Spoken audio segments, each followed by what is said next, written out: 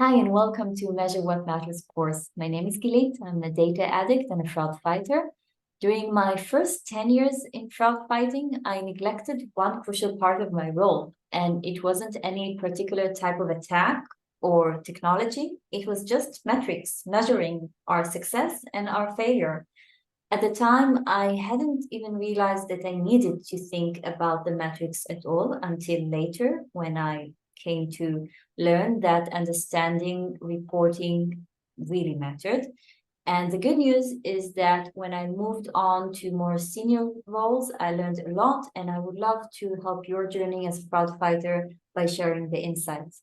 There's lots to learn, but with Shoshana's help, we'll make it as pain-free as possible. Hi, I'm Shoshana Maraney, and I've been making fraud easy to understand for nearly a decade. Together, Gilit and I are the co-authors of Practical Fraud Prevention. In this video series, we'll explore which metrics matter, what goes into them, and how to measure them, and most critically, how to communicate these things in a way that others can understand. If we've done our job, by the end of this 6-video series, you'll be able to understand the nuance of metric measurement, especially when it comes to chargebacks and approval rate. Think through whether you're really measuring the right things in your company, whether it serves your business well, and how you're doing it, and communicate your metrics, why they matter, and what they mean for the company to other departments and to leadership, to position your team as experts and key contributors to company goals. This initial video is designed to give you a taste of what you can expect over the next 5 videos in the series, and what key things you'll take away. Let's get started. First, let's agree that despite impacting a whole lot of business revenue, metrics and reporting aren't always the main focus of a fraud team. In fact, many organizations monitor just a few basic metrics, and when new people come in, they assume that this status quo is good enough. But I would recommend that when you enter a new role, especially if you are already a knowledgeable fraud professional who's entered a new organization, you start by asking the silly question of, are these metrics still most meaningful and accurate and helpful for decision making at the business level? Next, while we as fraud fighters may have a clear understanding of trends and challenges that are shown in the data, our ability to communicate those is most important. Many of us have the tendency to hold back on the methodology discussions until that imaginary magical day when fraud is under control, but it will never be really under control. We will always be putting out fires, and leadership will be more invested in your outcome if you are sharing the methodology and the process along the way. So let's agree that it is our job to initiate conversations about metrics and KPIs. Bottom line, to make metrics in your organization a priority conversation, it's on you to make the decision to prioritize them. Absolutely. So how do you know what to report and how to make reporting a priority? Start by taking stock of your own personal motivation, like your need to assess your own performance. Are you measuring your personal success and building your career over time? And then can you prove your value to the company, especially your team's value? This is crucial and is most easily done by metrics. Last but not least, we share metrics to get the resources that we need to keep succeeding. This is especially true if your work relies heavily on sophisticated machine learning models or sensitive fingerprinting capabilities. Those can be costly and needing careful maintenance. And while they're very cool, they certainly require your ability to demonstrate that fraud attacks that could have been scaling up to extreme volumes were kept under control thanks to your vigilant protection. The next question is, who should be involved in measurement and what should they measure? There are 3 common metrics for measurement among fraud teams: chargeback rate, approval rate, and false decline rate. Yes, that last one is slightly more controversial, but Gilit and I do feel strongly that it's important. We'll talk about that later in the course. Mm-hmm. You might be looking at those metrics and thinking, well, seems easy enough. And while the metrics are quite basic at face value, our goal today is to get you thinking about what sorts of questions need to be answered before you actually measure the metrics to properly report on each one. Let's take chargebacks, the most familiar. There are a number of questions you need to answer before you get a meaningful readout. Questions like, do you know how your team calculates chargeback rate? Should you separate between fraud chargebacks and service chargebacks? Are you doing so? Why? Do you investigate received chargebacks for friendly fraud? Does your fraud team know which chargebacks your company successfully manages to fight and the patterns behind those trends? We'll complete this activity in greater detail in videos 3, 5, and 6 in this series. But for now, note that even apparently simple metrics are actually more complex than they appear. At this point, let's establish 2 things. First, evaluating metrics like these is something that needs to be built into regular reporting cadence. It's not a one-time look back. Second, it's not only the job of the fraud manager to know these things. What to measure, how it's measured, and why it matters is something every single member of the team should understand and be able to contribute to. Gilit actually has a great story that it illustrates the importance of this. Yeah, well, it is a sad story, but I'm happy to share this for the benefit of future generations, I guess.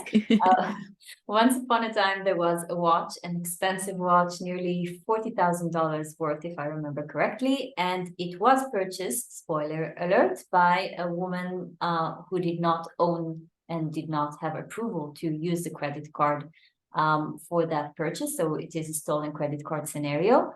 Back then, this was about 20 years ago, I was a junior fraud analyst doing manual review of suspicious transactions, and this payment was submitted for my investigation, and I followed protocol. The protocol we had in the company asked that the customer support representative would call the alleged cardholder on a landline. Once upon a time, there were landline phones.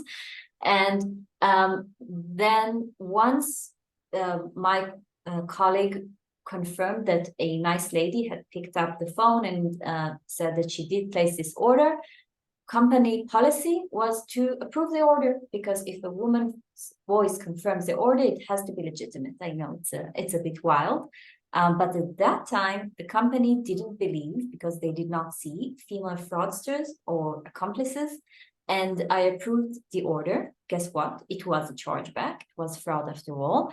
And I was devastated because I felt my intuition had failed me.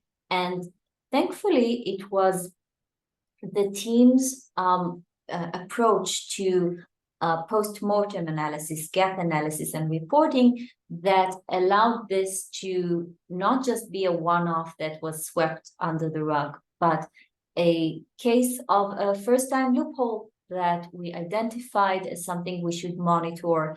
And the way we measured this by numbers of attackers and attack methods, not just by numbers of chargebacks, allowed us to use the data from this instance to effect change. We showed how the change drove stronger protection, and that is a measurable methodology change that reflects the impact on the future as well as the present. In Gilit's example, we had a case of chargeback management. We could just as easily give stories around approvals versus false positives, account login versus takeover, sign up versus fake account, and so on. The point is, this is a classic story. It has a beginning, a middle, and an end. Gilit gave it personality and emotion, and everyone she told the story to at her place of work felt responsible for making it right and making things better in the future. For meaningful measurement methodology analysis, you need details. You need structure. Basic metrics without cause and effect are too high level. They can showcase your system performance, but would they be able to demonstrate the need for new policies or how you've identified new upcoming threats? Not really. Exactly. I actually have another story to share, a happier one. This is more recent. Last year, my incredible team at Double Verify identified a new attack. Once again, a new type of attack. This time, we were seeing attackers migrating into targeting refrigerators, yes, refrigerators, as a type of device that you can mimic or impersonate or spoof when you want to automatically generate traffic to monetize some flow of attack. Now, the technical details are a bit complex. They can be found publicly on reports by DV, but the relevance to our topic is that, again, when we found this attack, we just didn't have the category to put it. We were reporting attacks by environments like web and mobile and connected TVs. We didn't have kitchenware, right? And it's not even classic IoT attacks as well. So here, with this one-off, we created a new metric that says, let's monitor variance on schemes. And when we track those, we are able to figure out new evasion techniques and represent this to higher management as they come up every month. Now, we also went public with this story. That's where measurement and storytelling can sit well together. Because when we went public with the article about refrigerator scams, we raised industry awareness, and we also allowed the well-deserved recognition for our team of researchers and data scientists and analysts and developers. And it was helpful for the team and also fun for upper management to quote the unique discovery of fridge fraud. Yeah, for sure, because it's fridge fraud. Yeah. Who saw that one coming? So before diving into the next video in this series, here's what we hope you took away from this initial overview.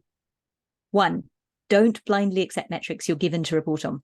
Just because they're what's always been reported doesn't mean they shouldn't be revisited from time to time. You might need to change the way you calculate existing metrics or add new ones. 2, make sure the entire team understands why your selected metrics matter and how they're measured. This is a team sport. 3, tying data to illustrative stories helps everyone better understand anomalies or the need to look out for new types of fraud attacks. Plus, if you're effective in illustrating challenges, you'll likely get to be involved in new policymaking, even when that's led by other departments. Ultimately, measurement and metrics are all about impact. It's about understanding the real impact of fraud on your company and the impact that your team has in protecting your company. With that, we hope that you have enjoyed this introduction to our Measuring What Matters video series, and we'll see you again in reporting to leadership and other departments. Thank you.